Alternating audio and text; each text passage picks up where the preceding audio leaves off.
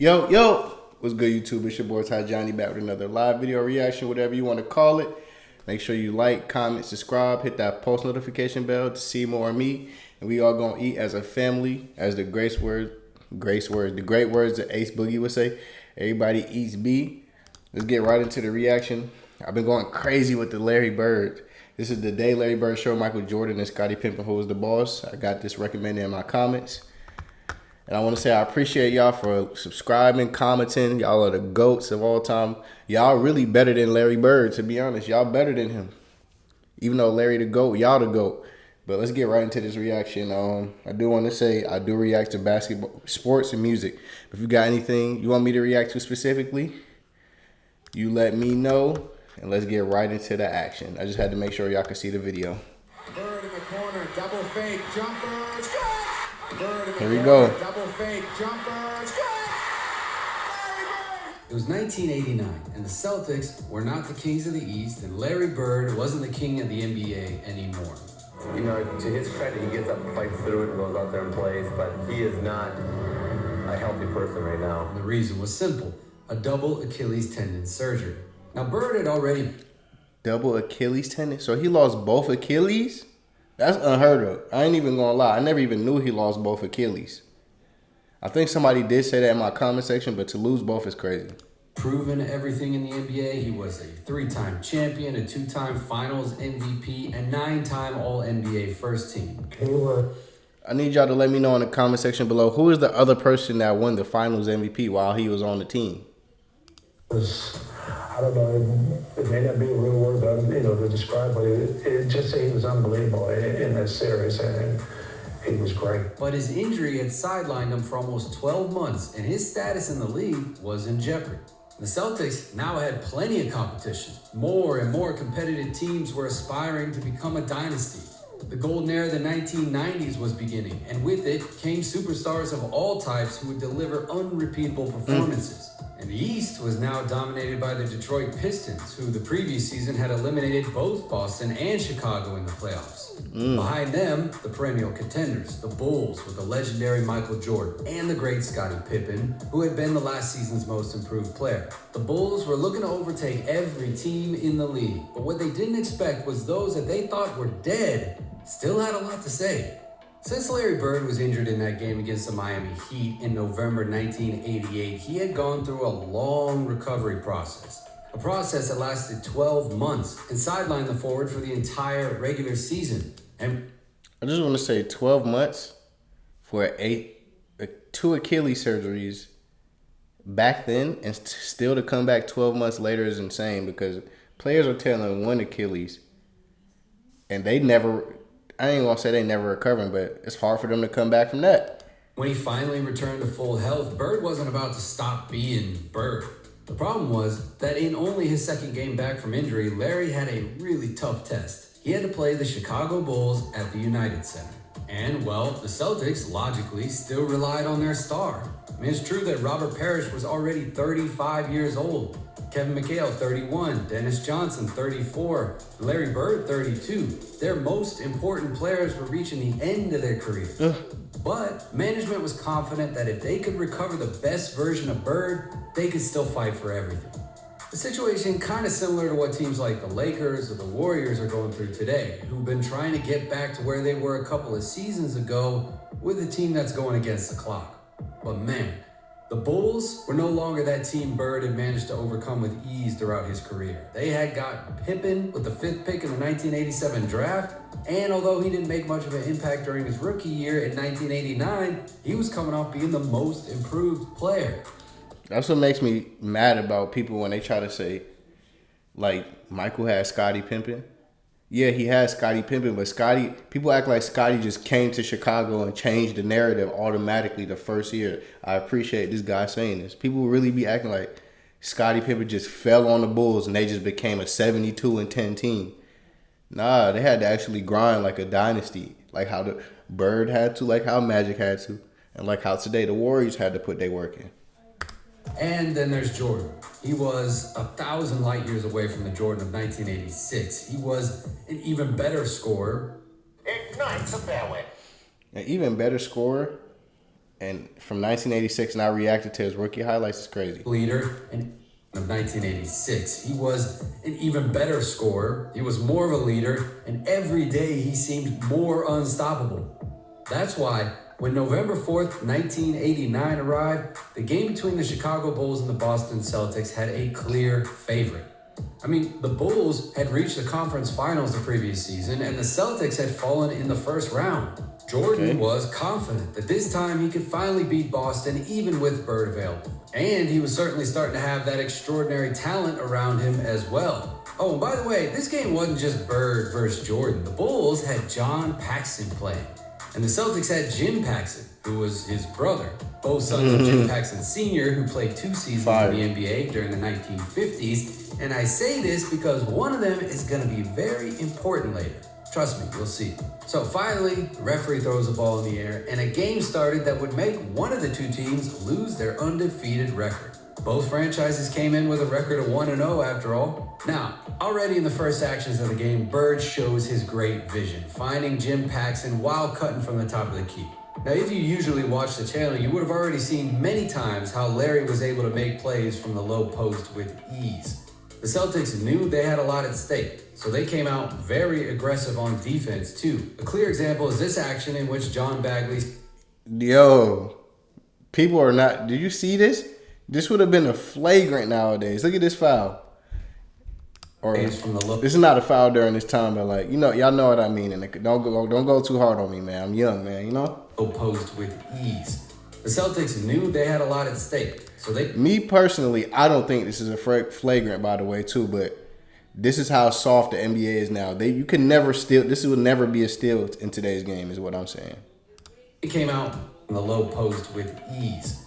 The Celtics knew they had a lot at stake, so they came out very aggressive on defense too. A clear example is this action in which John Bagley steals the ball from MJ and finds Bird, who finishes the play with an extremely tough high floater.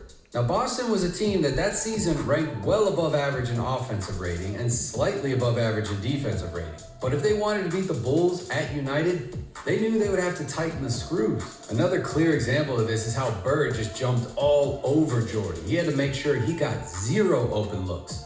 And throughout the game, you could just see the tension between the two stars who knew they had to go at it. As always, Bird was a menace from the low post. He just wanted Scottie Pippen, who was guarding him, to have nightmares that night. But his fadeaway from mid-range was always unstoppable. On this play, Bagley again found Larry wide open thanks to a nice Parrish screen and some lazy defense by Scottie, who gave him twice as much room as Bird needed to score from one of his hot spots. But of course, Pippen was no longer a rookie. The kid had become a man and had plenty of poise to go after Larry on the other end of the court. Just look how he fearlessly goes to the hoop to score the layup. 33 versus 33. Who gonna win? And of course, Michael was also starting to get himself going too. In fact, the Bulls were leading the way during the early stages of the game. Here's a perfect sign that age was starting to take its toll on the Celtics. Kevin McHale knocks down an elite fadeaway from the low post, but the Bulls come out and transition at light speed with their fresh legs, and Pippen gets a free dunk on the fast break.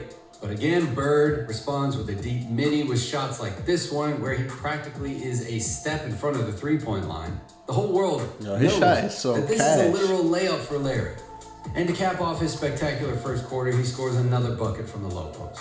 This time, attacking the rim instead of looking for the mid-range. And watch how Pippen, who's a great defender, just can't do anything at all. Now, despite Bird's 10 points in the first quarter, the Bulls were leading 27-31. In addition to Jordan and Pippen, the Celtics also had to keep an eye on other Bulls like Bill Cartwright and Horace Grant, who also came out to play that day. Larry was already beginning to realize that it was going to be very difficult to beat Chicago on this day. The second quarter didn't have much of a story either. The Celtics managed to get 3 points back on the scoreboard to go to halftime trailing by only 1 point, 49-48. And thanks in part to Larry, who with actions like this was able to score from very difficult 8. And thanks in part to Larry. Sorry, bro. This man's out here doing Kareem Abdul-Jabbar post hooks. Who with actions like this was able to score from very difficult positions. Look at this textbook hook shot. From the low post, Bird not only would hit you with a fadeaway, he would switch it up last second and finish with a hook shot. Bird was different, okay? And then also with open shots like this one from mid-range, in which Ed Pickney uses the confusion of the loose ball to find Bird in a good position. Honestly, the Celtics weren't that far behind. Yes, the Bulls at that time were a better team, but Boston had enough firepower to pull off the upset. Yeah, sure, in a 7-game series, it seemed like a long shot, but on any given night, the Celtics could beat anyone. And in only his second game back from injury, Bird had 15 points at halftime. And there was no better sign for Jimmy Rogers that things could turn out well. Bird started the second half the same way he ended the first, with a shot in transition from mid-range. But the talk given at halftime by Phil Jackson, who, by the way, was coaching his second game as head coach of his career, seemed to have given Chicago's players some wings. You know, with this bucket by Jordan, the Bulls took the biggest lead of the night, a 7-point difference. And boy, did that raise their spirits. Look at this full-court lob pass from Jordan to Pippen, showing the chemistry they were starting to have. Mike practically threw this pass from his own three-point line.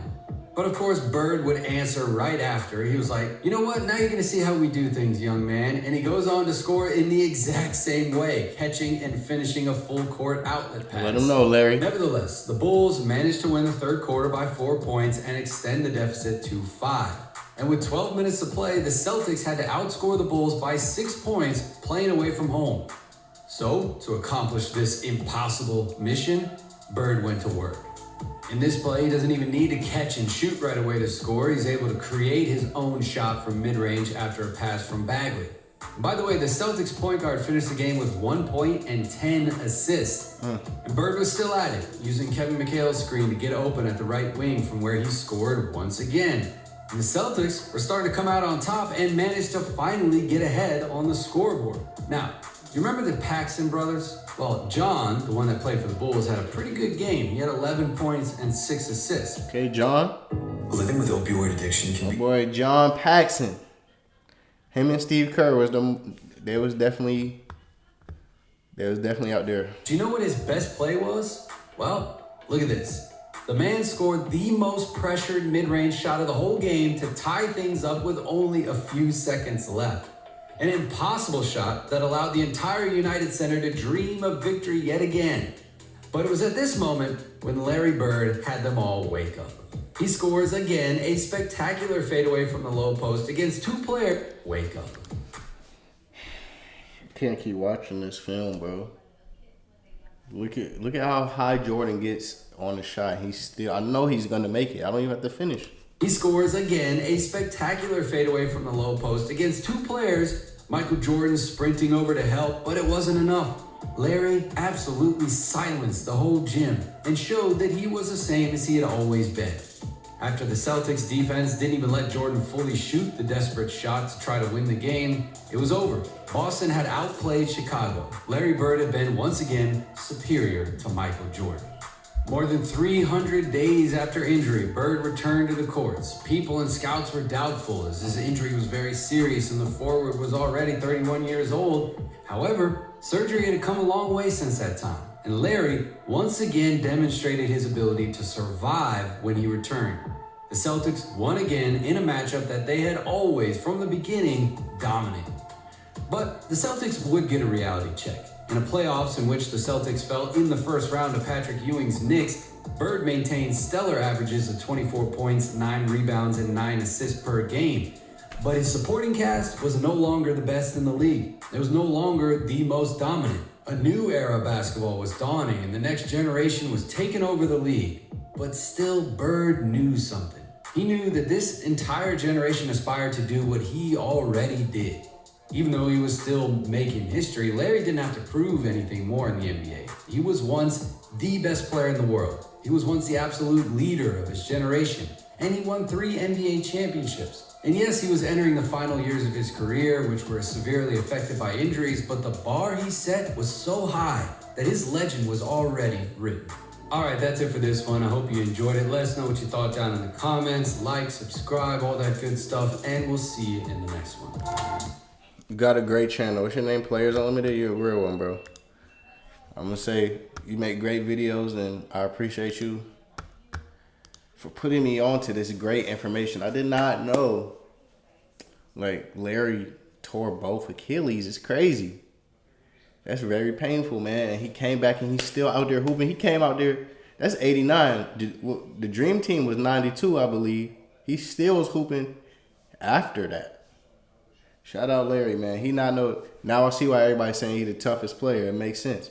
He reminds me, or Kobe reminds me of him, because I gotta say it perfectly now, because everybody getting mad talking about he came first, and I understand that. But yeah, shout out Larry, man. He definitely in my top 5. We gonna get more into like the specific placings of my list, because I still got a lot of studying to do. So yeah, y'all let me know who y'all's top 5 players of all time is. And also, if you made it to the end of this video, you a real one, man. I love and appreciate you. And let me know in the comment section below what else y'all want me to react to. I know y'all been saying the trash talk video. I'm going to get that video out for y'all in the next couple days, or as soon as possible. But yeah, make sure you like, comment, subscribe, hit the post notification bell. See more of me. We all going to eat as a family. Love y'all, man. Peace.